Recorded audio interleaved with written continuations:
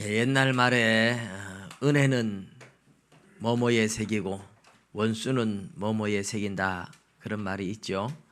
은혜는 물에 새기고 원수는 돌에 새긴다. 은혜 받은 건 너무 쉽게 잘 잊어버리는 편이고 억울한 일, 원한 이 원통한 일 이런 것들은 평생을 가도 잊어버리지 않는다는 뜻이죠. 그래서 내가 다른 사람한테 받은 은혜는 너무 쉽게 지나가고 다른 사람한테 베푼 것만 기억하는 사람들도 있겠고, 우리가 사람이 부모 자식 간에도 보면 내리사랑이다 이런 말을 하잖아요. 내가 자식을 사랑하고 아끼는 것 절반만큼이라도 부모님한테 해드리면 정말 지극한 효자 효녀가 다 되는데, 그죠? 자식한테는 엄청나게 사랑을 주고 관심을 주는데 부모한테는 받기만 하지 이렇게 부모한테 제대로 해드리지를 못해요. 그게 이제 우리 인간입니다. 아마 하나님한테도 그런 것 같아요. 하나님께서 우리를 너무너무 사랑해 주시는데도 감사할 줄도 모르고, 내가 지금 은혜 받고 있다는 사실조차도 모르고, 그런 경우들이 참 많죠. 하나님께서 우리에게 생명을 주시고 모든 것 우리가 생각해 보면 하나님으로부터 받지 아니한 것이 아무것도 없고 다 은혜죠.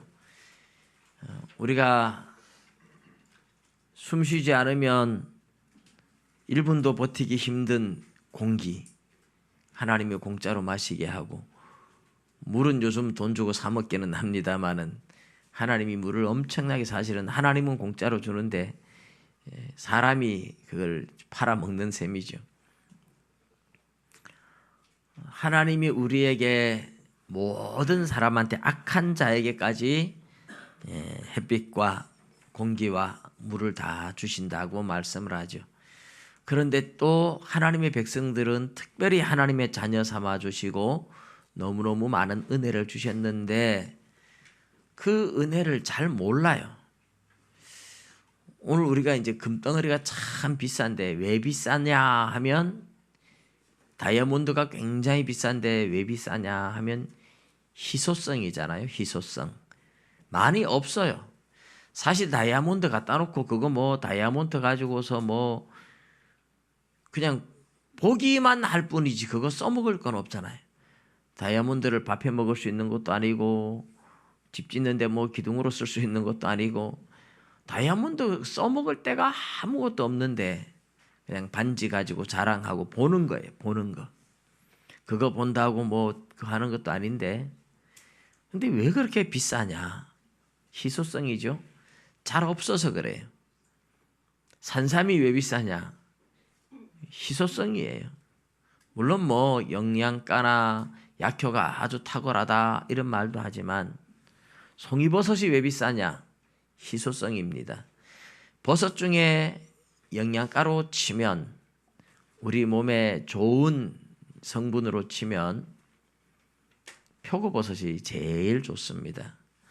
암을 치료하는 성분이라든지 이런 영양가로 말하면 송이버섯보다 표고버섯이 월등합니다. 송이는 재배가 안 돼요. 표고는 재배를 해서 엄청나게 대량 생산을 했고, 송이는 까다로워서 재배가 안 돼서, 그래서 저는 뭐 냄새를 몰라서 모르겠습니다만 냄새가 좋다 이러는데 냄새 때문에 그렇게 비싸졌을까? 아니라고 생각을 해요. 송이버섯도 표고처럼 재배가 엄청나게 잘 돼서 많이 대량 생산된다면 표고버섯처럼 굉장히 싸게 나올 겁니다. 희소성이죠. 하나님의 은혜를 받기가 참 어려웠던 우리나라 초대교회 때 옛날에 어른들 이야기를 들어보면, 교회가 면 일대에 하나밖에 없고 이럴 때에 그 교회에서 부흥해야 한다 이러면 2시간씩 3시간씩 막 걸어서 갔대요. 지금 뭐 공산주의 국가에서도 그런 이야기를 종종 듣긴 하는데 그 먼 거리를 새벽 3시부터 걸어가서 새벽 예배도 참석했다 그러고 은혜 받으려고 너무너무 은혜를 사모하죠. 성경 공부 가르쳐 주는 사람이 없었어요. 그래서 누가 성경 공부 가르쳐 준다 그러면 막 사람들이 구름처럼 몰려들고 부흥회 한다 그러면 그 은혜 한번 받으려고 사람들이 막 문이 미어 터지도록 그렇게 몰려들었었잖아요. 근데 요즘은 하나님의 말씀이 목사님들도 공장에서 찍어내듯이 목사님들 대량 생산, 성경책도 찍어내고 설교집도 찍어내고 인터넷을 통해서 엄청나게 많이 이렇게 설교가 사람들한테 가까이 다가가고 대량으로 유포가 되었습니다. 그러니까 이 희소성이 사라진 거죠. 하나님의 은혜는 굉장히 귀하고도 귀한 거고 그냥 설교를 본다고 은혜가 되는 것도 아니고 성경을 본다고 막 은혜 되는 것도 아니에요. 하나님이 성령으로 은혜 주고자 하는 자에게 주는 건데 간절히 사모하는 자들에게 하나님이 주시는데도 불구하고 일단 많으니까 사모하는 마음들이 너무너무 사라졌습니다. 귀한 줄 몰라요. 하나님의 은혜에 대해서 귀한 줄 모르는 이것은 이제 은혜를 잃어버리기 딱 좋은 때입니다. 하나님은 우리가 기도해야만 어떤 일을 이루어 주실 때가 많아요. 왜 기도해야 해주느냐? 기도하지 않고 해주면 자기가 재주가 좋아서 뭐 운이 좋아서 그렇게 된 줄 알거든요. 기도를 하고 응답받으면 하나님이 주셨구나 이렇게 이제 알기 때문에 하나님은 기도를 꼭 요구하시는 거예요. 그런데 기도도 한번 할 때마다 하나님이 다 주시면 응답하시면 그러면 또 귀한 줄 몰라요. 그래서 하나님은 기도도 간절하게 부르짖고 할 때 응답을 줘요. 그래야 하나님의 은혜가 귀한 줄 알거든요. 하나님도 그래서 하나님의 은혜를 귀한 줄 알게 하시려고 은혜를 많이 대량으로 막 부어주시는 것이 아니라 희소성, 굉장히 드물게 주시는 겁니다. 희소성의 가치가 굉장히 크듯이 하나님 앞에 나와서 기도한다고 막 은혜 주고 예배 드린다고 막 은혜 주고 이것이 아니고 예배를 드려도 기도를 해도 너무너무 사모하며 간절히 하나님을 찾는 자들에게 하나님의 은혜를 주심으로써 하나님의 은혜의 가치를 알게 하기 위해서 은혜도 굉장히 희소성이 있게 주시는 겁니다. 그래서 여러분 교회 다닌다고 막 전부 다 성령 물 받고 막 은혜 받고 이런 게 아니에요. 어쩌다가 은혜 받으면 다른 사람들이 막 부러워하고 하는데 물론 오순절 같이 하나님께서 영적 추수를 해야 할 때는 막 성령을 쏟아붓고 막 모든 사람들이 은혜를 받고 막 이러지만 평소에는 그렇지 않은 겁니다. 희소성이 있어야 귀한 줄 알아요. 다이아몬드처럼 여러분 산에 가서 온 산을 뒤집어 다 캐본들 금 조각 하나 나오겠어요? 다이아몬드 하나 나오겠어요? 잘 없어요. 그죠? 희소성이 있기 때문에 너무 드물기 때문에 가치가 있듯이 하나님도 하나님의 은혜에 대한 가치를 알게 하시기 위해서 굉장히 하나님의 은혜를 자주 주지 않고 희소성이 있게 주시는 겁니다. 네, 하나님이 은혜를 그렇게 주신다고 해서 이 하나님의 은혜가 드물게 온다고 해서 우리는 은혜를 못 받았느냐? 그건 아니에요. 모든 사람에게 하나님의 백성들에게는 다 은혜를 주셨음에도 불구하고 하나님 앞에 특별한 은혜를 또 더 주실 때 뭐 특별한 은혜라 이렇게 표현해서 그렇습니다만은 내가 체험하는 경험들 하나님의 은혜를 받고 경험하는 이런 은혜들이 드물다 하는 뜻입니다. 그러나 그런 것이 아니라도 우리가 다 하나님의 은혜를 받았어요.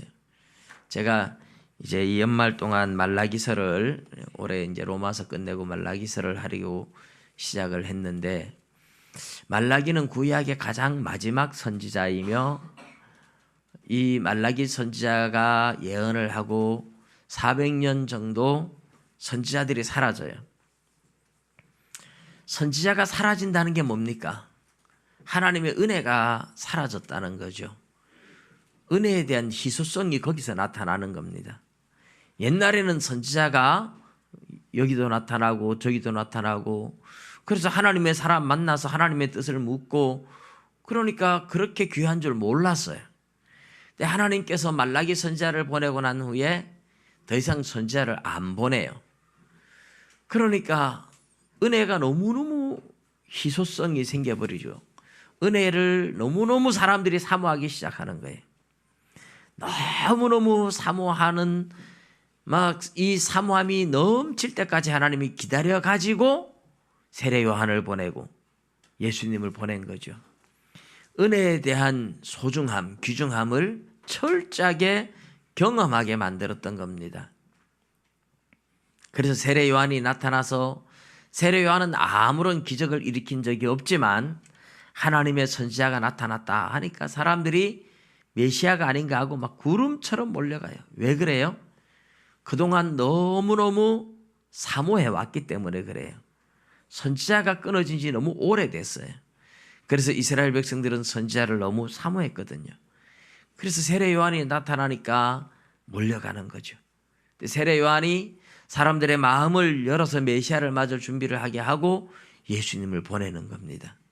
그만큼 예수님을 보낼 때 하나님의 은혜를 거두어 가시고 사람들이 은혜를 사모하게 만들어 놓고 마음의 준비를 해놓고 메시아를 보내셨던 겁니다. 근데 우리는 말라기 선지자가 마지막 구약 시대에 이런 예언을 하고 끊어졌는데, 하나님 앞에 이스라엘 백성들이 어떤 일을 했기 때문에 이렇게 했을까? 은혜에 대한 가치를 너무 몰랐거든요. 그러니까 하나님이 은혜의 가치를 알 때까지 침묵을 하시는 거예요. 은혜의 희소성이 여기서 생기는 거죠. 오늘 우리가 읽은 말라기서를 보면 경고라고 시작하죠. 여호와께서 말라기를 통하여 이스라엘에게 말씀하신 경고다. 그러면서 여호와께서 이르시되 내가 너희를 사랑하였노라 하나 너희는 이르기를 주께서 어떻게 우리를 사랑하셨나이까 하는도다. 그랬어요. 하나님이 내가 너희를 사랑했다 이러는데 정말 또 많이 사랑해주고 있는데 어떻게 우리를 사랑했습니까? 우리에게 언제 은혜를 주셨습니까? 우리가 무슨 은혜가 있다고요? 그러면서 하나님께 받은 은혜를 귀한 줄 모르고 있으니까 하나님이 은혜를 거두어 갈 수밖에 없었다는 겁니다. 부모가 자식한테도 막 용돈도 풍족하게 주고 하는데 용돈 귀한 줄 모르고 이러면 용돈 그러면 받지 말아라 하고 안 줘버리면 이제 용돈이 다 떨어지고 궁해지면 이제 귀한 줄 알게 되겠죠. 하나님이 많은 은혜를 주고 계셨어요. 그런데 이스라엘 백성들은 우리가 받은 은혜가 뭡니까? 우리를 어떻게 사랑했습니까? 언제 어떻게 뭘 사랑했단 말입니까? 이렇게 하나님 앞에 반문하고 계신 거에 있는 거죠. 여러분, 하나님이 그런데 뭐라고 응답을 하십니까? 이스라엘 백성들이 바벨론의 포로로 끌려갔다가 죄 때문에 70년 포로 생활을 하다가 돌아왔습니다. 페르시아 제국이 들어서고 이스라엘 백성들은 여전히 100여 년 동안 완전한 독립을 이루지 못하고 살고 있어요. 그때에 학개 선지자, 스가랴 선지자들이 나타나서 성전을 건축하도록 독려를 해서 성전 건축도 하고, 그런데도 여전히 완전한 독립은 이루어지지 않고 있습니다. 이럴 때 이스라엘 백성들 중에서 하나님의 말씀을 우리가 덜 지켜서 그렇다, 철저히 말씀을 지켜야 된다 생각하고 완전히 말씀을 너무너무 철저히 지키려고 생각하는 무리들이 생겼는데, 이 사람들을 하시딤이라고 부르는데 이 하시딤 무리의 후손들이 이제 바리새인이 되는 거예요. 너무 철저히 지키려고 하다 보니까 외식으로 흘러가 버렸죠. 그리고 반대로 하나님 말씀 지킨들 무슨 소용이 있느냐, 열심히 해봐도 소용없는데 이래서 그냥 내 멋대로 방탕하게 사는 사람들도 있었고, 이렇게 이제 두 부류로 갈라지는데 지금 하나님께서 이스라엘 백성들에게 이야기하는 것은 상당히 많이 방탕하게 흘러가는 이런 사람들을 향해서 하는 말씀이다, 이렇게 볼 수 있어요. 하시딤 무리나 이런 사람들은 말라기 선지자 이후에 생겼다고도 할 수는 있겠습니다만은 스가랴 학계 스가랴 선지자 성전 건축을 독려했던 선지자, 그리고 에스라 학사 이런 사람들의 율법 교육을 통한 이 후손들인 셈인데, 그러나 대부분 사람들은 하나님 말씀 지켜봐야 뭔 소용이 있느냐 이런 식으로 가요. 하나님이 우리에게 뭐 은혜도 주지 않고 뭘 사랑한다는 말이냐 이런 식으로 생각을 하는 거죠. 그래서 보면 제사를 드리는데 흠 있는 제물 가지고 제사를 드리고 제사 드리는 걸 귀찮아하고 그렇게 합니다. 오늘 우리 시대하고도 좀 비슷한 것 같아요. 예배 드린다고 뭐 달라지는 게 있느냐, 뭐 예배를 꼭 드려야 되느냐 이러면서 예배를 귀찮아하는 사람들하고 비슷해지는 것이죠. 하나님이 뭐라고 응답을 하십니까? 하나님이 어떻게 우리를 사랑하였습니까? 근데 하나님이 이렇게 말씀을 하십니다. 여호와가 말하노라, 에서는 야곱의 형이 아니냐. 그러나 내가 야곱을 사랑하였고 에서는 미워하였으며 그의 산들을 황폐하게 하였고 그의 산업을 광야의 이리들에게 넘겼느니라.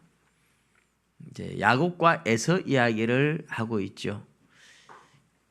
에서는 야곱의 형이다. 그렇지만 내가 야곱은 사랑하였고 에서는 미워하였다. 그래서 에돔의 산들을 황폐하게 하고 에돔 에서의 후손들이 사는 지역을 세일산 지역을 두고 하는 말입니다.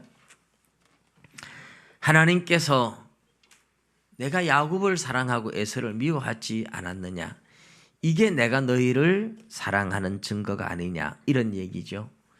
야곱을 사랑하고 에서를 미워하였다는 말은 뭡니까? 하나님의 예정, 하나님의 선택에 대한 이야기죠. 내가 야곱을 사랑했기 때문에 야곱을 선택했고 에서를 버렸다. 그럼 야곱은 내가 사랑했기 때문에 선택한 것이 아니냐 이 말이죠. 선택받은 자체가 나의 사랑을 받은 증거다 이런 말입니다. 여러분, 오늘 우리가 하나님의 사랑을 받는 가장 큰 증거가 뭐냐 하면 하나님이 우리를 불러주셨다는 거예요. 하나님이 우리를 선택했다는 거죠. 우리가 하나님의 자녀가 되었다는 자체만으로도 어마어마한 사랑인 줄 믿으시기 바랍니다. 여러분, 사람이 미국에 태어난 것만으로도 축복받은 거죠. 북한에 태어났다, 뭐 중국에 태어났다, 그런 것보다 미국에 태어났다, 뭐 영국에 태어났다, 좋은 선진국에서 태어난 것 자체가 엄청난 축복이에요. 이라크에 태어났다, 신앙의 자유도 전혀 없고 그건 저주예요. 그런데 하나님을 믿는 나라에서 풍요를 누리며 태어났다, 그 자체만으로도 축복받은 인생들이잖아요. 저 아프리카의 굶주리는 나라에 태어났다, 누가 태어나고 싶어서 태어난 사람 어디 있겠습니까? 그죠? 그런데 불행하게도 먹을 것도 하나도 없는 그런 나라에 태어났다, 참 불행이죠. 그런데 풍족한 나라의 부잣집에서 태어났다, 정말 부모 잘 만난 거예요. 그죠? 그것만 해도 그 사람은 축복받은 인생으로 태어난 거죠.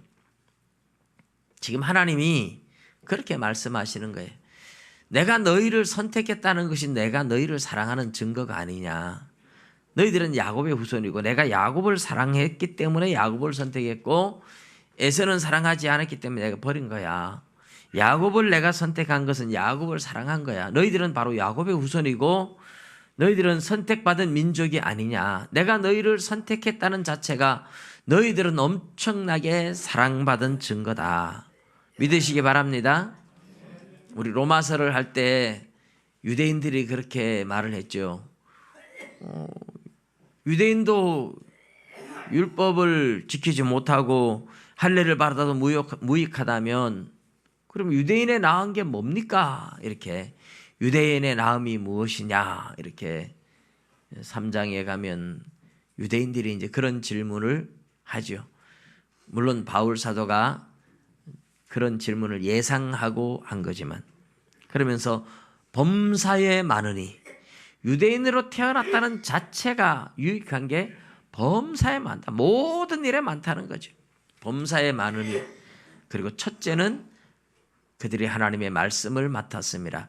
하나님의 말씀을 맡았다는 자체만 해도 벌써 다른 사람들보다 훨씬 축복이고 은혜고 범사에 많다. 범사를 얘기하지 않지만 오늘 여러분 예수를 일찍 믿은 것과 죽기 전에 예수 믿는 것과 어느 것이 나으냐 이러면 사람들이 세상에서 실컷 죄짓고 즐기다가 죽기 전에 예수 믿고 가는 게 제일 행복한 거 아닙니까? 그렇게 생각하는 사람들이 더러 있어요. 그렇지 않습니다. 예수님을 믿지 않았더라면 저는 저희 집사람하고 종종 그런 얘기를 해요. 내가 예수 믿지 않았더라면 내 인생은 엉망이었을 거다.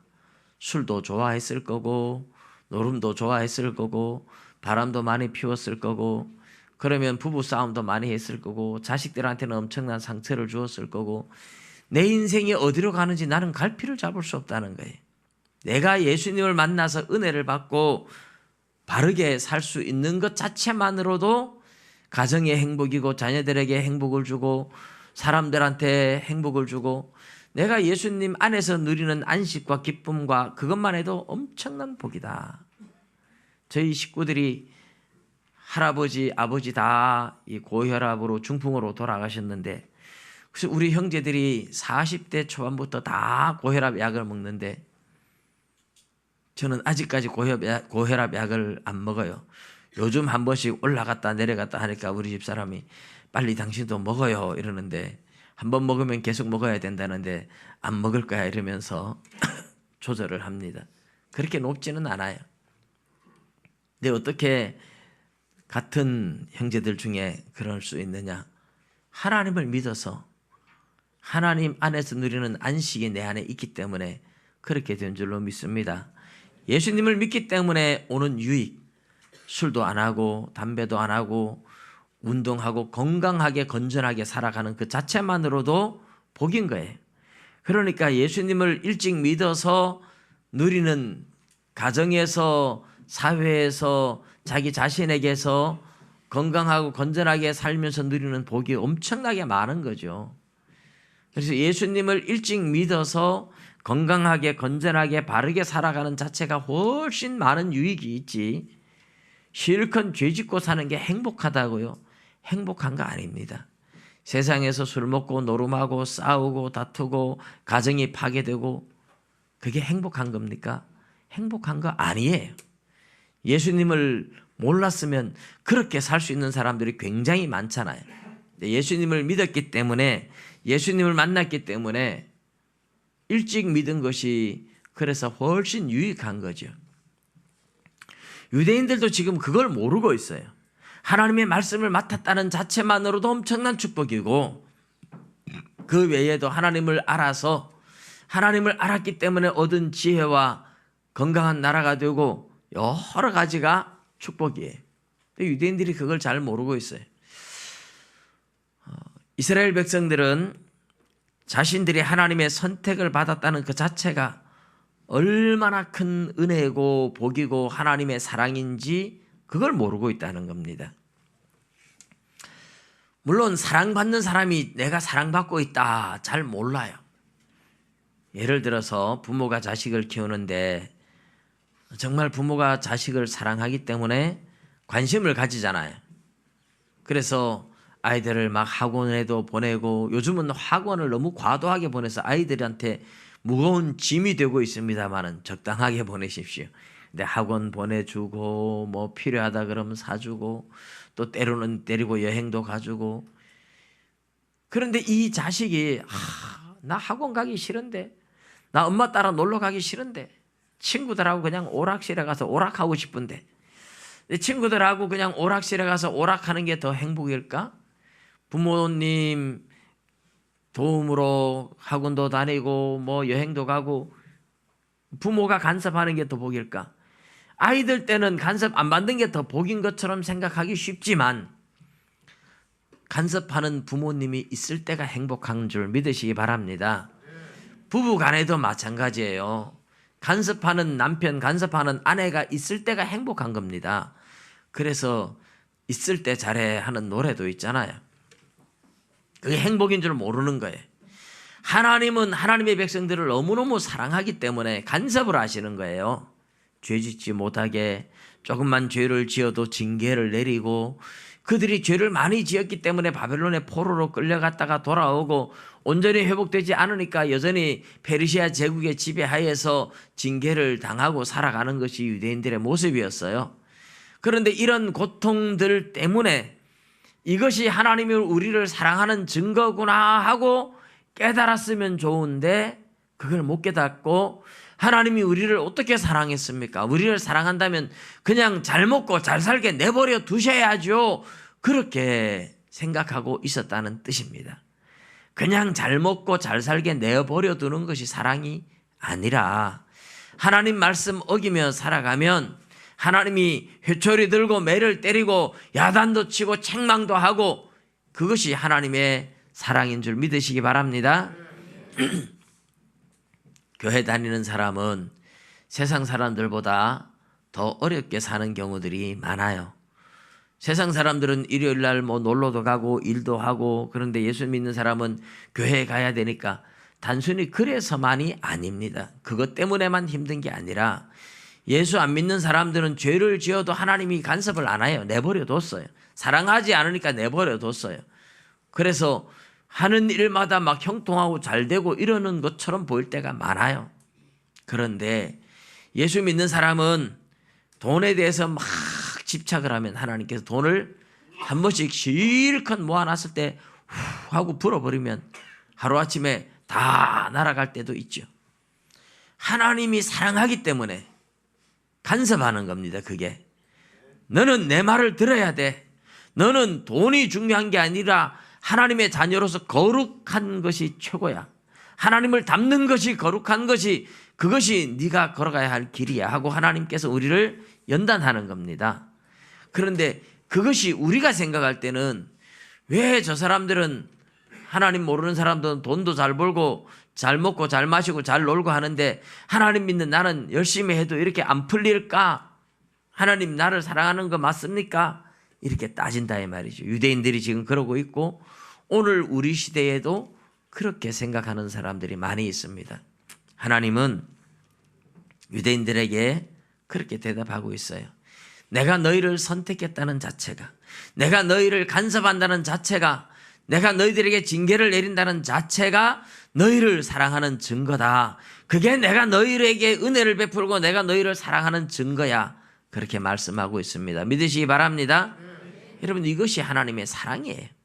우리가 살기 힘든 것, 일이 잘 안 풀리는 것, 그것이 우리를 간섭하고 있는 하나님의 사랑의 증표인 줄 믿으시기 바랍니다.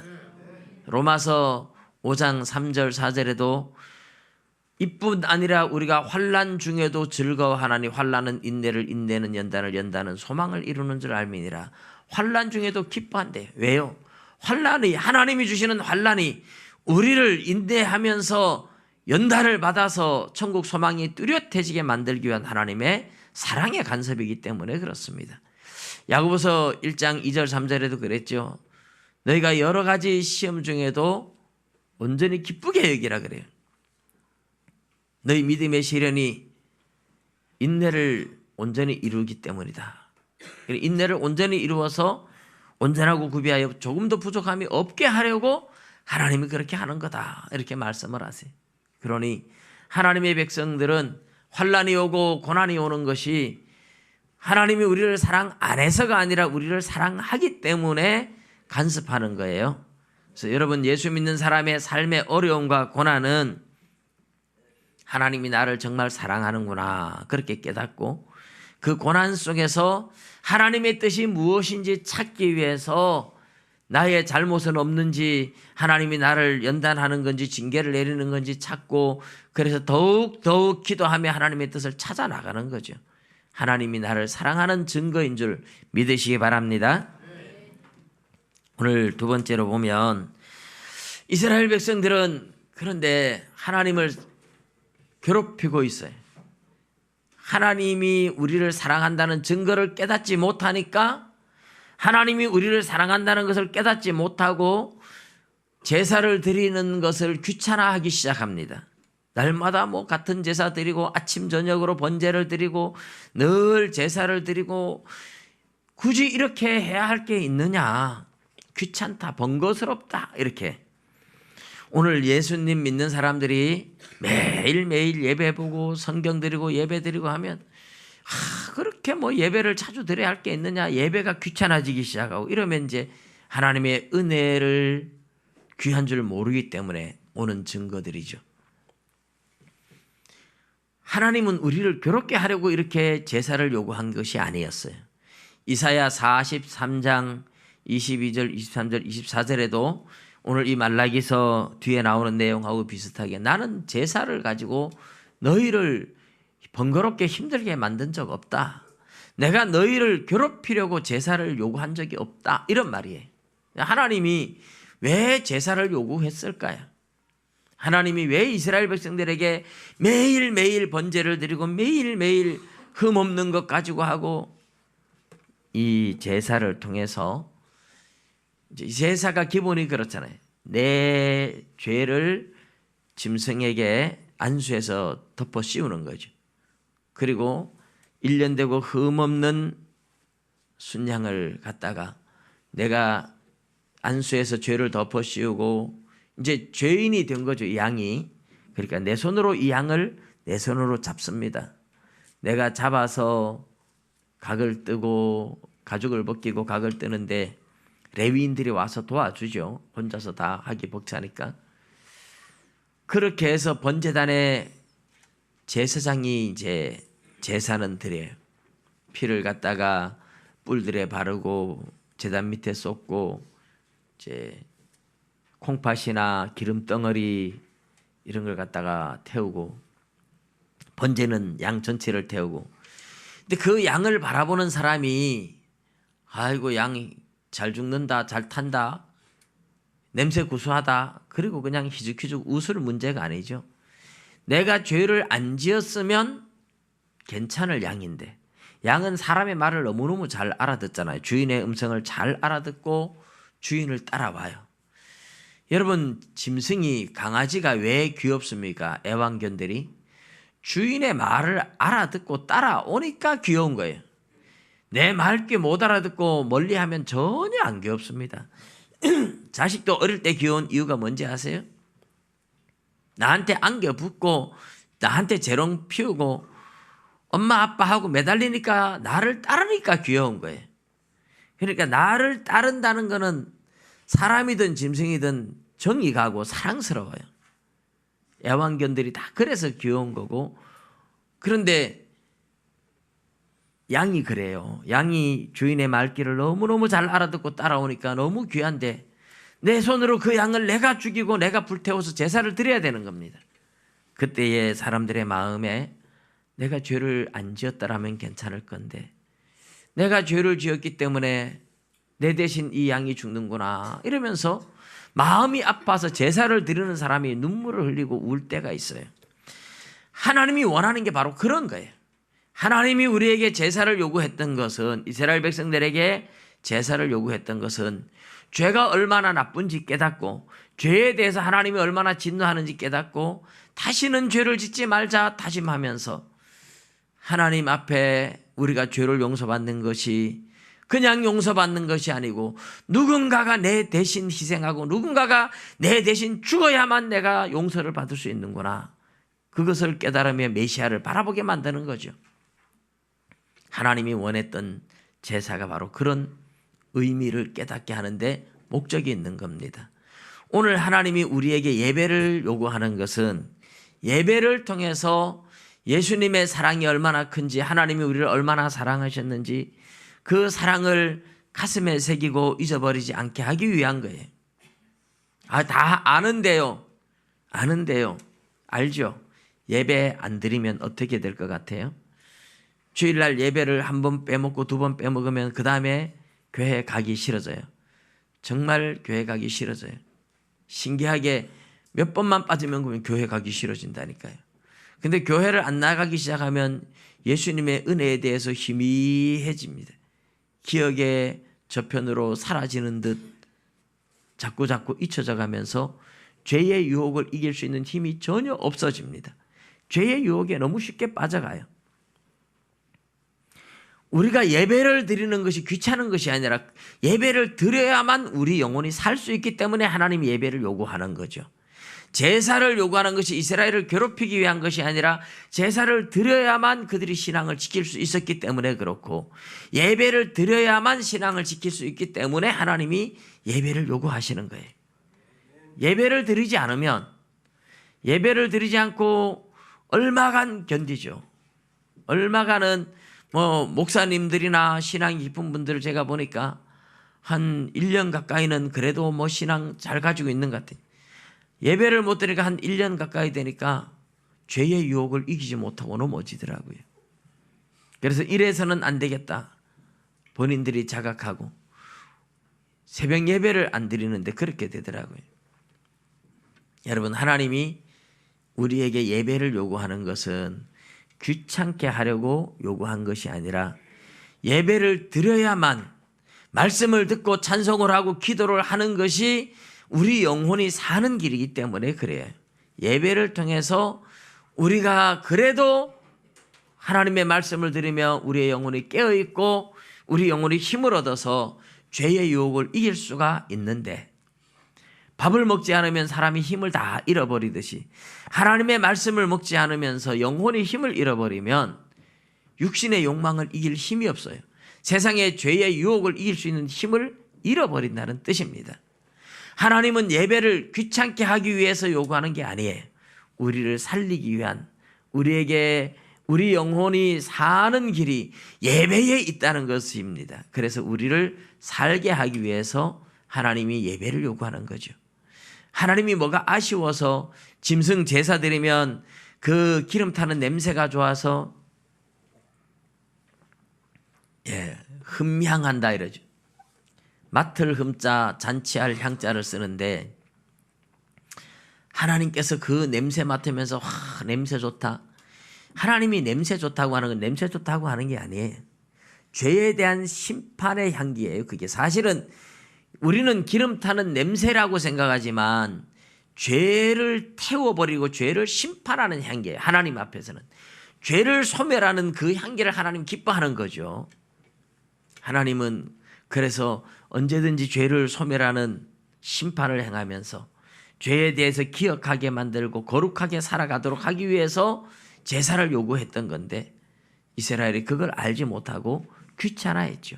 오늘 예배를 드리는 것은 하나님의 은혜 가운데에 머물게 하기 위해서, 말씀이 사라지기 시작하고 예배가 사라지기 시작하면 멀쩡한 것 같은 사람이 영혼은 점점 힘을 잃어가고 세상의 유혹을 이길 수 있는 힘을 잃어가고 육신의 욕망이 점점 강해지고 죄의 유혹에 끌려갈 수밖에 없는 게 인간이라는 뜻입니다. 하나님은 그래서 예배를 요구하고 계신 건데 이스라엘 백성들은 귀찮아하면서 흠 있는 제사, 더러운 떡, 대충 제사를 드리고 말았습니다. 결국은 이렇게 하면 어떻게 된다고 하십니까? 오늘 우리가 마지막으로 보는 내용은 하나님의 이름이 이방인 민족 중에서 크게 될 것이라고 말씀을 해요. 해 뜨는 곳부터 해 지는 곳까지 이방 민족 중에서 하나님의 이름이 크게 될 것이라고 이야기를 해요. 너희가, 이스라엘 너희가 하나님의 은혜를 소중한 줄 모르고 하나님의 은혜의 가치를 모르고 무시하고 하나님의 은혜를 멸시하면 내가 너희들에게 주었던 은혜를 거두어서 이방 민족들에게 은혜를 베풀겠다는 뜻이죠. 결국은 그래서 이스라엘 백성들은 버림받고 복음은 이방인을 향해서 힘있게 뻗쳐나갔던 겁니다. 오늘 우리에게까지. 예수님도 고향 나사렛에 가서 말씀을 가르치고 병자들을 고쳤어요. 근데 고향 나사렛 사람들이 예수님의 말씀을 듣고도, 병 고치는 기적을 많이 듣고도 무시했어요. 왜요? 예수님의 형제 시몬, 유다, 야고보 다 우리와 같이 있는 건데, 우리 동네에서 어릴 때 자라던 우리 동네 아이인데 뭐 그래 대단하다고 그러면서 무시를 해요. 예수님이 뭐라고 말씀을 하시느냐 하면, 선지자가 자기 고향 외에서는 높임을 받지 못한 적이 없다. 근데 고향에서는 사람들이 높이지 않는다는 거죠.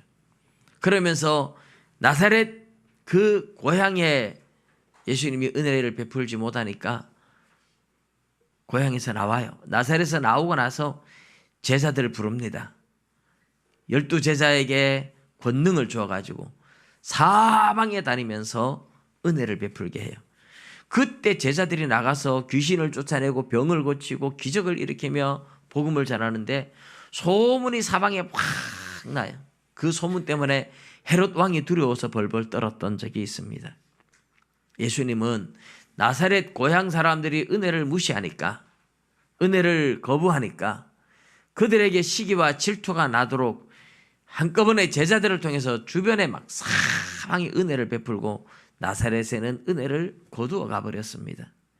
유대인들이 은혜를 멸시할 때 하나님은 이방인들에게 복음이 퍼져나가게 만들었어요. 여러분, 오늘 하나님이 우리에게 주시는 은혜가 얼마나 소중한지 여러분 알아야 돼요. 우리가 하나님의 은혜를 가벼이 여기고 예배를 가볍게 여기면 하나님께서는 우리에게 베푸실 은혜를 거두어 가시고 다른 데 은혜를 주신다는 말입니다. 하나님의 은혜는 귀한 겁니다. 아무에게나 자주 주는 것도 아닙니다. 굉장한 희소성이 있습니다. 사모하는 사람들에게만 하나님의 은혜를 주세요. 하나님의 은혜를 사모하고 예배를 소중히 여기는 사람, 그런 사람들은 어떻게 예배 준비하는 자세부터 달라요.